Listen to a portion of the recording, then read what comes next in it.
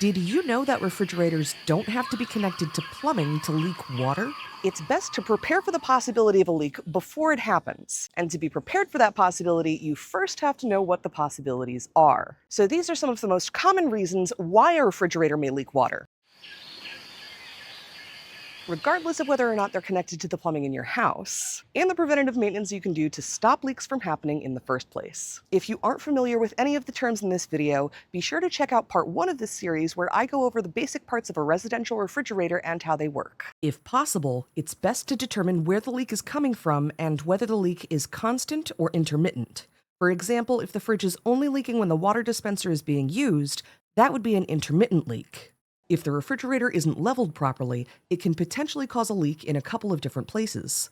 And by level, I don't necessarily mean according to a bubble level. Different models may have different instructions, but most refrigerator manufacturers recommend installing a fridge on a very slight backward tilt. In addition to preventing a leak that may be caused by the refrigerator being tilted too far forward, installing a refrigerator on a slight backward tilt also assists with keeping the doors closed and preventing doors from popping open when you close a different door. If the fridge isn't leveled correctly, it can cause the drip tray at the back to overflow and leak. This type of leak is generally a very slow and very sneaky leak because it occurs at the back of the fridge, which most people aren't able to see unless they pull their fridge away from the wall, so it can go unnoticed for a long time. Most people who experience a leak like this don't notice there's an issue until the leak starts causing other issues, like a dripping coming from the ceiling in the room below the fridge. That's one of the many reasons why it's important to pull your refrigerator away from the wall to inspect and clean behind it once a year. And sometimes more often if you have long-haired pets or lots of long-haired pets. An improperly leveled refrigerator may cause the in-fridge ice maker to leak, or to produce a mix of both very large and very small ice cubes. The ice tray filling at an angle may cause it to overflow, especially in households with higher house water pressure, since most refrigerator water valves only open and close and don't change the water pressure. If the ice maker does overflow, you'll usually see either water pooling or ice building up underneath where the ice maker is located. The correct way to level a refrigerator is going to vary from model to model. So for instructions on how to correctly level your refrigerator, refer to your user manual or installation guide. If you don't know where your user manual is, most of them are available online for free. You can usually search online using the model number, which will be on a physical sticker or tag somewhere on your refrigerator, and the word manual.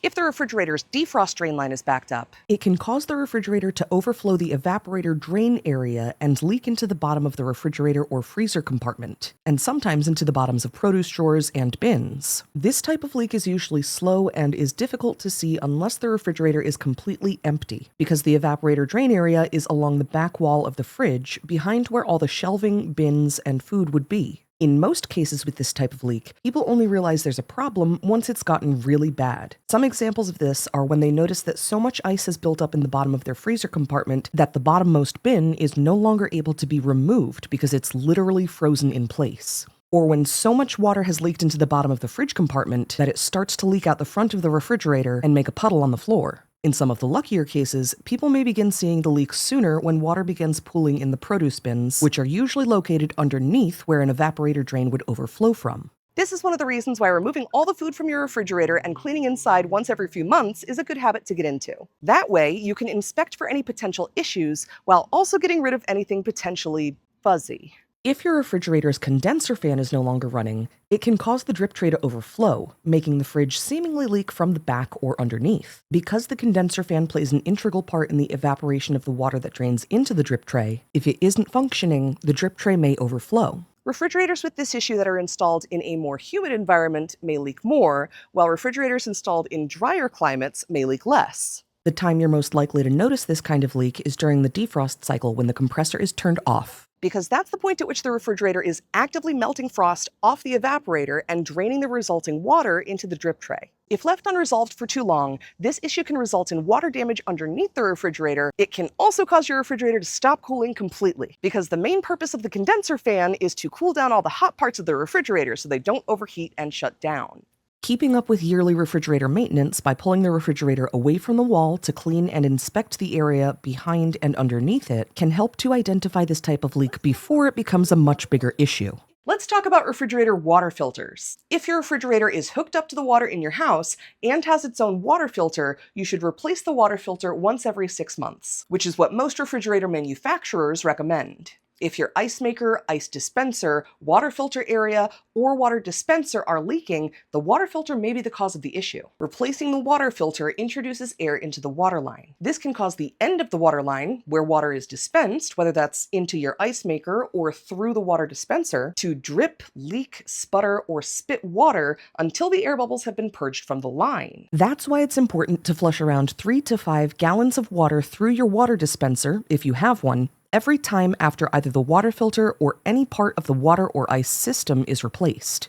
I also very specifically only recommend using OEM, or Original Equipment Manufacturer, water filters in your refrigerator for 2 main reasons. First, because I've seen the cheaper budget brands break down and cause clogs that required professional repair by yours truly. And second, and much more importantly, despite the fact that a water filter is a consumable part, it's still considered a part of the fridge. This means if you use a non-OEM filter and you have any issues with the water or ice that require repair through the manufacturer, they can use the non-OEM filter as a scapegoat to avoid responsibility, even if the non-OEM filter was not the cause of the issue, because manufacturer warranties commonly require that all repairs be performed with OEM parts. Otherwise, you void the warranty. I've seen this happen on multiple occasions when I was working in the field as an appliance repair tech, which is why I wanted to mention it. So just keep that in mind. If your refrigerator's water valve or the water line connected to your refrigerator are leaking, you may notice a leak coming from behind or underneath the fridge.